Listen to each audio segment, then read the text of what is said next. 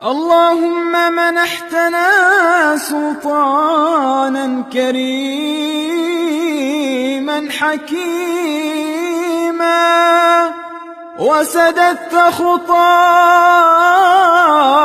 صراطا مستقيما، وحفظت به البلاد، وارحت بحكمه العباد، وجعلته للسلام قائدا وللعلم رائدا. اللهم فاحفظه بحفظك وأكلئه بلطفك، وسدد خطاه بحسن تدبيرك وصرفك. اللهم احفظه عدد ما أحبته القلوب،